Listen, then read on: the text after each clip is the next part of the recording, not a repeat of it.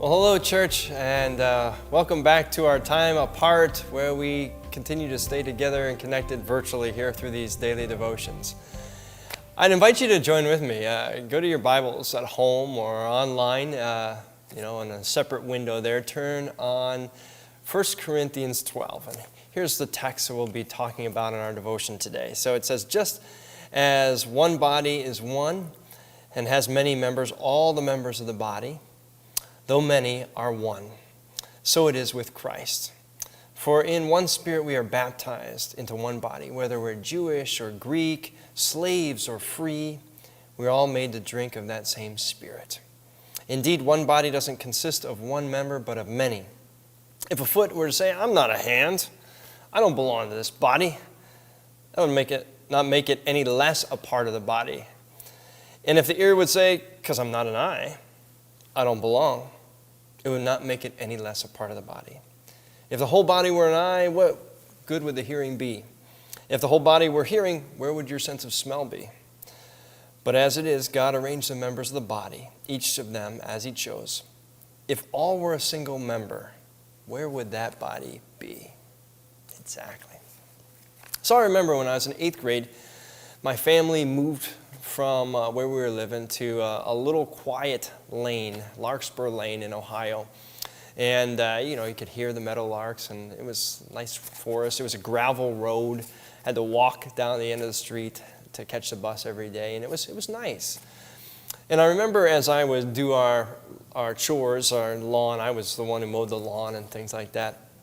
I noticed there was an elderly woman across the way, we'll call her Mrs. Ilsley, who liked to garden. So I would go over there and ask her what she was planting and ask her about her flowers, and we developed a friendship across generations. A couple of years passed, I went into high school, and she began to become ill, physical ailments, heart problems, and then some forms of dementia, and later diagnosed as Alzheimer's, early onset. And I noticed that her flower garden started to get into disarray. The branches on her trees bushes started to get overgrown, started to cover up some of her windows, and her lawn started to get high. So I would mow our lawn, then go over and mow hers, and she'd wave at me through the front door window, and I'd prune the trees, and then she'd motion me over to talk, I thought, and then she came with her purse and was trying to give me some money. And I said, Mrs. Ilsley, we're neighbors. Let me just do this for you. That's what neighbors do. They take care of each other. Let me, I'm out here, I'm a young kid. I know you're not able to do some of this stuff anymore. Let me do this for you. And at a time when we are given stay-at-home orders and isolated from each other, I wonder how much we still see our need for each other. In fact, I'm going to suggest something that may bother some of us today. What if perhaps there's some truth that before coronavirus, many of us were headed towards a path that says, you're an eye, I'm an ear, I really don't need you as part of the body. Now, don't get me wrong, none of us were saying, hey, take a walk. I don't need you, buddy. You're not part of my life. I'm not just insinuating that you were rude to your neighbors. But maybe more subtly, we had our heads in our phones.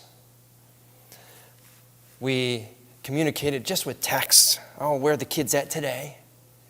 And when people ask you, how you doing? Again, before coronavirus, I'm busy.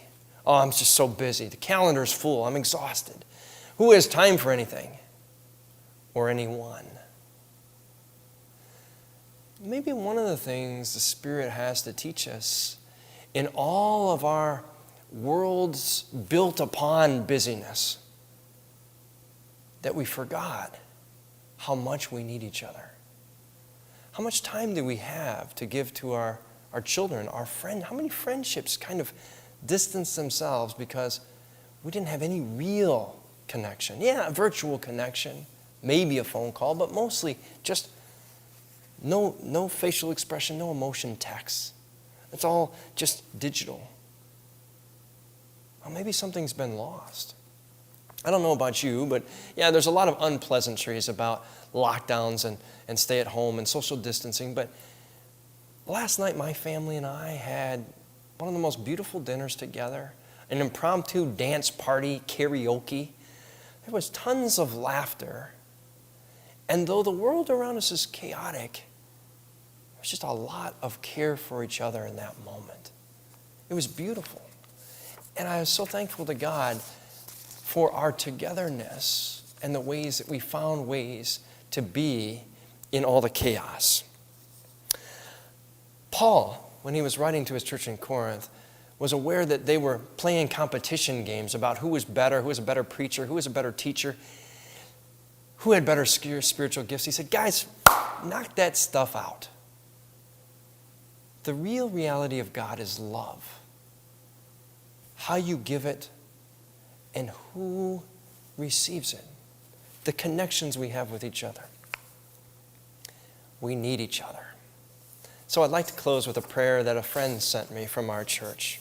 We've posted it on our website. When this is over, may we never again take for granted a handshake with a stranger. Full shelves at the grocery. Conversations with neighbors. A crowded theater. A Friday night out. The taste of communion. A routine checkup. The school rush each morning. A coffee with friends.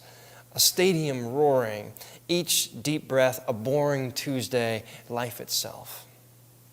When this ends, may we find that we have become more like the people we wanted to be. We're called to be. Hope to be. And may we stay that way, better for each other because of the worst we've faced. Amen, and peace be with you, my brothers and sisters.